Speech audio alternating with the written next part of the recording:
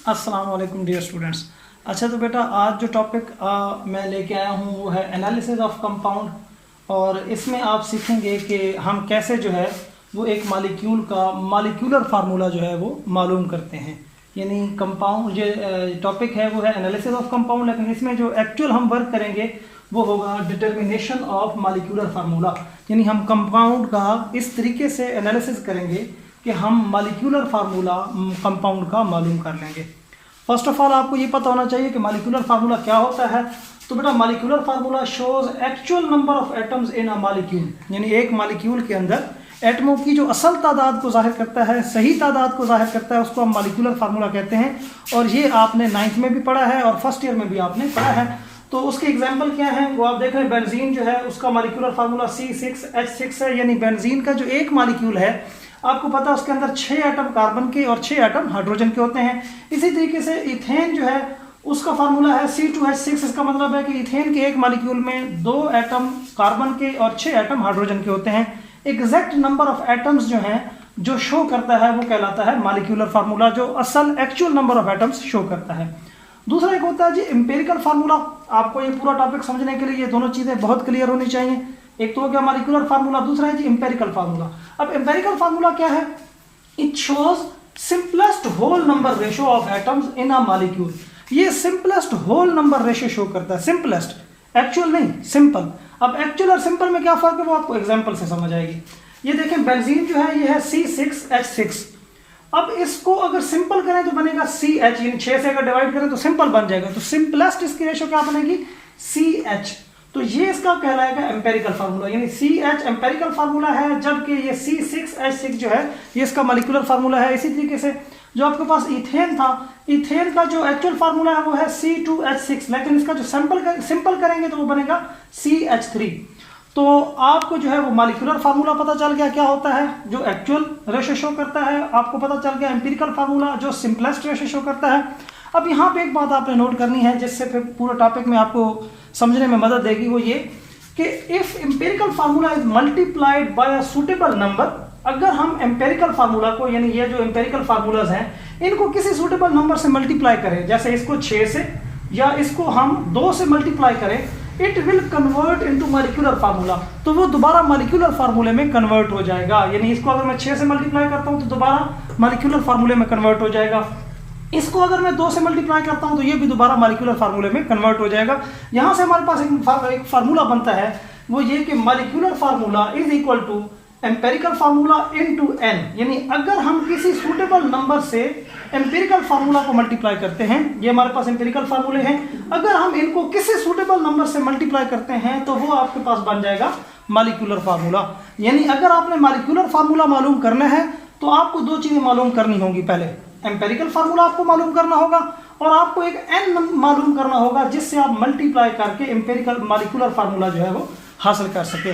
तो पहले स्टेप में मैं आपको ये सिखाऊंगा कि आप एम्पेरिकल फार्मूला जो है वो कैसे मालूम करते हैं। तो बेटा उसके लिए जो है मैंने यहाँ पे स्टेप्स लिखे हुए हैं। तो अगर आप इन 4 स्टेप्स को लेके चलें तो आप एम्पेरिकल फार्मूला मालूम कर लेंगे। तो सबसे पहला क्या है स्टेप, वो है डिटर्मिनेशन ऑफ एम्पेरिकल फार्मूला में जो सबसे पहला स्टेप है वो है determine percentage of each element. यानी आपके पास जो कंपाउंड होगा आप उसको ब्रेक डाउन करेंगे, उसके कंपोनेंट्स को अलहदा करेंगे। फॉर एग्जांपल हमारे पास कार्बोहाइड्रेट है तो उसमें कार्बन, हाइड्रोजन एंड ऑक्सीजन होगा, तो आप क्या करेंगे उसको तोड़ेंगे, उसमें से कार्बन, हाइड्रोजन और ऑक्सीजन को अलहदा करेंगे और उसकी फिर परसेंटेज निकालेंगे। यानी पहला स्टेप ये है, आप कंपाउंड में से एलिमेंट्स को अलहदा करके उनकी परसेंटेज निकालेंगे। परसेंटेज निकालना बिल्कुल आसान है। परसेंटेज का फार्मूला ये है कि आप फॉर एग्जांपल आपके पास जो कार्बोहाइड्रेट था उसको आपने तोड़ा तो आपके पास फर्ज किया जो कार्बोहाइड्रेट आपने लिया था वो था 8.657 ग्राम्स। फर्ज किया जो आपने कार्बोहाइड्रेट लिया उसकी मिकदार थी 8.657 ग्राम्स। अब उसमें से जब आपने उसको तोड़ा तो उसमें जो कार्बन आपको मिली वो आपको मिली 5.217, यानी 8.657 ग्राम में को जब आपने तोड़ा तो उसमें से कार्बन 5.2 एक साथ मिली। तो आप जो है मास ऑफ द एलिमेंट ऊपर लिखेंगे और total mass of the compound नीचे लिखेंगे, मल्टीप्लाई 100 करेंगे तो उस एलिमेंट की परसेंटेज आ जाएगी। इसी तरीके से हाइड्रोजन की परसेंटेज आप मालूम करेंगे। फर्स्ट की आपको दूसरा एलिमेंट हाइड्रोजन मिला है तो हाइड्रोजन की परसेंटेज मालूम करने के लिए आप क्या करेंगे कि हाइड्रोजन का जो मास आपको ऑब्टेन हुआ, फर्स्ट किया जो मैंने कंपाउंड लिया हुआ था, उस कंपाउंड को जब मैंने ब्रेक डाउन किया तो मुझे हाइड्रोजन मिला 0.962 ग्राम्स। तो अब मैं क्या करूंगा, उस हाइड्रोजन को जो है उसकी जो मास मुझे मिली और जो टोटल मास मैंने कंपाउंड इस्तेमाल किया था वो डिवाइड करूंगा, मास of the element divided by total mass of the compound multiplied by 100 करूंगा तो उसकी परसेंटेज आ जाएगी। यानी परसेंटेज का ये फार्मूला आप ज़हन में रखें, percentage of any element is equal to mass of the element divided by mass of the compound multiplied by 100। अच्छा, इसी तरीके ऑक्सीजन की भी मैं परसेंटेज मालूम कर लूंगा। तो पहला स्टेप ये होगा परसेंटेज मालूम करना। यहाँ पे एक बात आप ये ध्यान में रख लें कि परसेंटेजेस जो है वो मालूम करने के लिए आपको कोई ना कोई एनालिसिस करना पड़ेगा। जैसे कि आपकी बुक में जो है वो कंबस्टन एनालिसिस दिया गया है, जिसके ज़रिए से आप परसेंटेजेस मालूम करते हैं। उसमें ये कुलिया नहीं लगाना पड़ता, उसमें वो डायरेक्ट जो है वो परसेंटेजेस दे देता है। कंबस्टन एनालिसिस एक अलग टॉपिक है, लेकिन उस टॉपिक का मकसद ये स्टेप 1 क्लियर करना ही होता है, यानी परसेंटेज मालूम करना ही होता है। तो कंबस्टन एनालिसिस जो है वो अभी तक मैंने उस पर टॉपिक प्रेजेंट नहीं किया। अगर आपको वो लगेगा कि वो भी टॉपिक प्रेजेंट करना चाहिए तो बताइएगा, वो टॉपिक भी प्रेजेंट कर दूंगा, लेकिन फिलहाल मेरा वो टॉपिक नहीं है। मैं आपको ये बता रहा हूँ कि कंबस्टन एनालिसिस भी हम इसीलिए करते हैं ताकि हम परसेंटेज हासिल कर सकें। तो जो हमारे पास कंपाउंड था हमने उसकी ब्रेक डाउन की और उसकी परसेंटेजेस जो है वो हासिल कर ली। अब दूसरा स्टेप क्या होगा, दूसरा स्टेप ये होगा कि हम calculate gram atoms of each element to get molar ratio.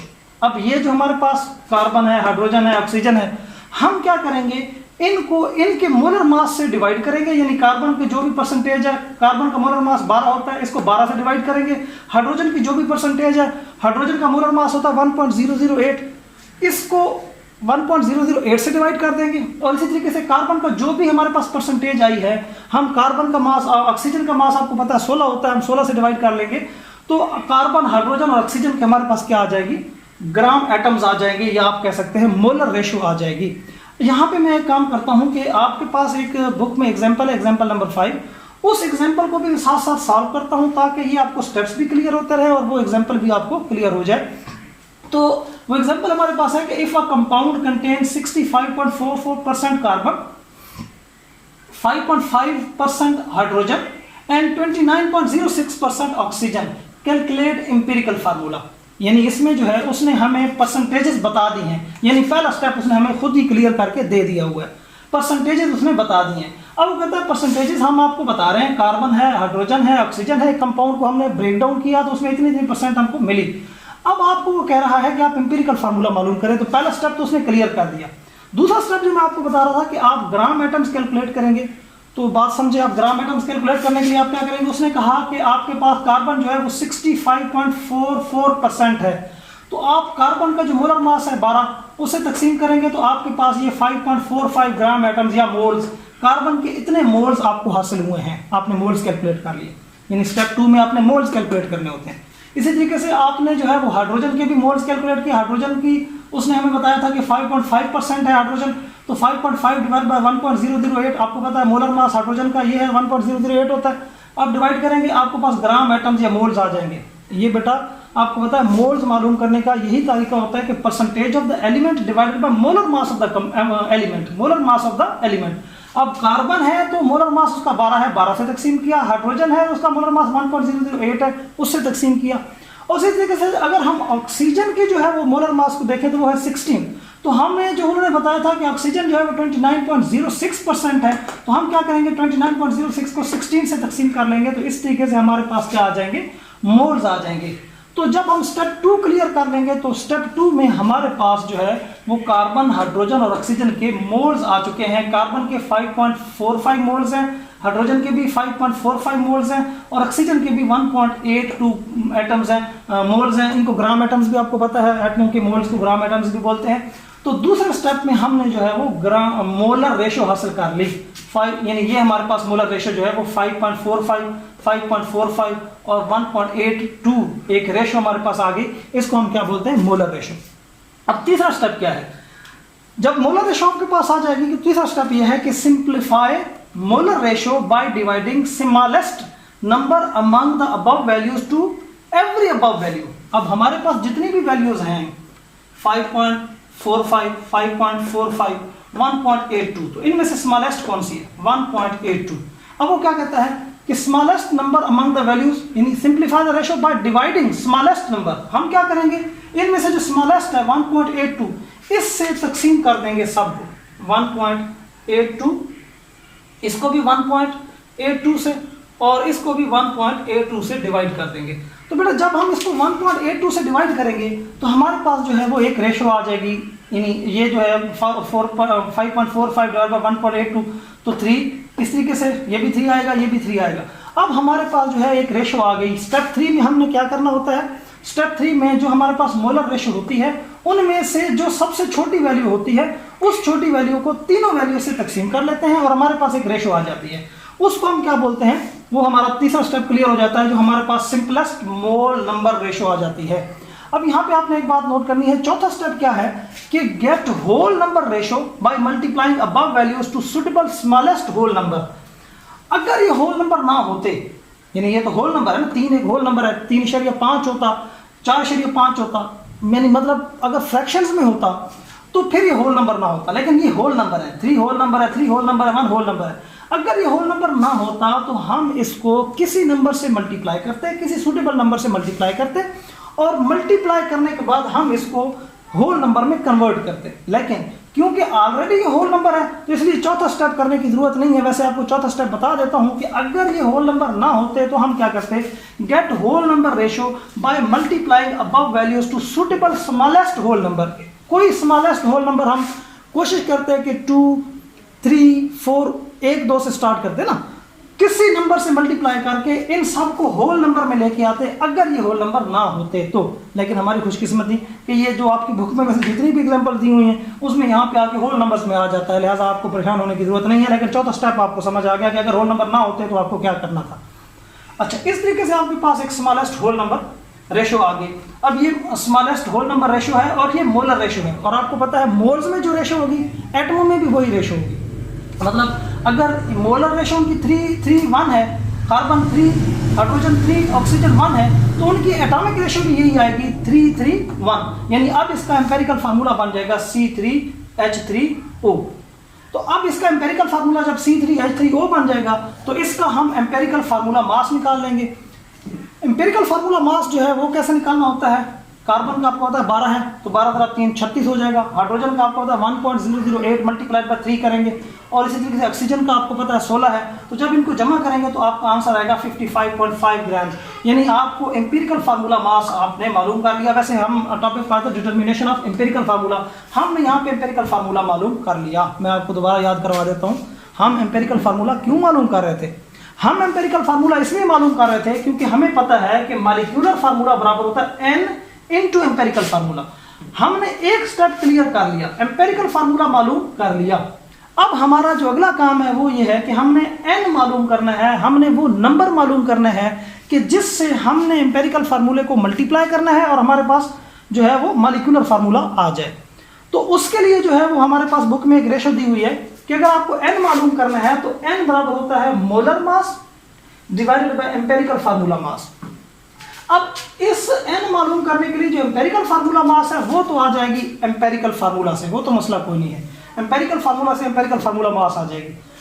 बच्चे परेशान होंगे इस बात पे कि जब हमारे पास मॉलिक्यूलर फार्मूला है ही नहीं तो हम उसका मोलर मास मालूम कैसे करेंगे, तो ये एक सवाल होता है बच्चों के ज़हन में। तो उसका आंसर सुन लें बेटा।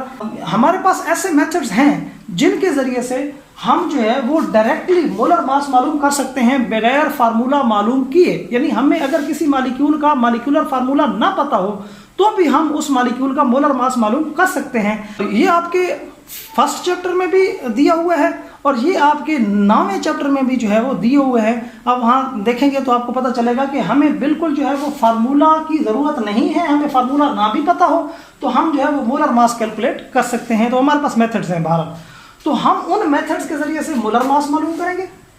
और वैसे ये जो एग्जांपल दी हुई है किताब में उसमें मोलर मास बताया हुआ है। उसमें मोलर मास उन्होंने बताया है कि वो कितना है जी, वो उन्होंने बताया है 110.5। तो उन्होंने जो है ये बताया हुआ है, आई थिंक सो 110.5 ही है या हाँ इतना ही है, आई थिंक सो। तो बहरहाल उन्होंने मोलर मास बुक में आप देख लीजिए एग्जैक्ट वैल्यू कौन सी है, तो वो उन्होंने बताया हुआ है। अब हमारे पास जो है हमने n मालूम करना है, तो हमारे पास जो है वो मोलर मास उन्होंने बुक में बताया हुआ है, ना भी बताया हो तो मैंने आपको कहा है आप 9वें चैप्टर में और इस पहले चैप्टर में भी अगले टॉपिक में जाके आप सीख लेंगे कि हम मोलर मास कैसे मालूम करते हैं। तो हम मोलर मास मालूम करेंगे, डिवाइड करेंगे एम्पेरिकल फार्मूला से। एम्पेरिकल फार्मूला मास हमारे पास मौजूद है, तो वो है जी 55.5। तो इस तरीके से आपके पास जो है एक n आ जाएगा, वो n नियर अबाउट जो है वो 2 आएगा, यानी तकरीबन आपका जो है ये 2 आंसर आएगा। तो ये आपके पास आ जाएगा n। तो अब जब आपके पास इस फार्मूले से n आ गया और इधर आपके पास एम्पेरिकल फार्मूला आ गया, तो एम्पेरिकल फार्मूला और n को आपने मल्टीप्लाई करना है, तो आपके पास आ जाएगा मॉलिक्यूलर फार्मूला। वो कैसे, देखिए जी n आपके पास आया है 2 और एम्पेरिकल फार्मूला आपके पास आया है C3H3O। एम्पेरिकल फार्मूला C3H3O और n आपके पास आया है 2। तो आपके पास मॉलिक्यूलर फार्मूला क्या बनेगा कंपाउंड का, तो कंपाउंड का मॉलिक्यूलर फार्मूला जो है वो बनेगा C6H6O2। तो इस तरीके से हम कंपाउंड का मॉलिक्यूलर फार्मूला जो है वो मालूम कर लेंगे। तो उम्मीद है आपको जो है वो समझ आ गई होगी कि किस तरीके से हम मॉलिक्यूलर फार्मूला जो है वो मालूम करते हैं। तो अगर इसमें कोई क्वेश्चन है तो आप ज़रूर जो है वो कमेंट्स में पूछें, और अगर आपको समझ आ गई है तो वेल एंड गुड। और दूसरा ये है कि अगर यानी मेरा ये ख्याल है, मुझे बच्चों ने कहा है कि आप सब न्यूमेरिकल्स जो है वो इसके करवा दें, मैं ख्याल रखता हूँ, मैं यानी कोशिश करूँगा कि इसके बाद जो है वो नेक्स्ट वीडियो में मैं जो है वो न्यूमेरिकल्स हल कर दूं, या फिर मैं कोशिश करूंगा कि नेक्स्ट वीडियो जो है वो स्टैइकोमेट्री जो है वो कंप्लीट कर लूं और उसके बाद जो है वो एक्सरसाइज और तमाम न्यूमेरिकल्स जो है वो इकट्ठे कर लूं। बहरहाल वो वक्त आएगा तो मैं आपको 1-2 दिन में जो है वो क्लियर कर दूंगा। यहाँ तक आपको समझ आ गई होगी, मुझे इजाज़त दीजिएगा। अल्लाह हाफ़िज़।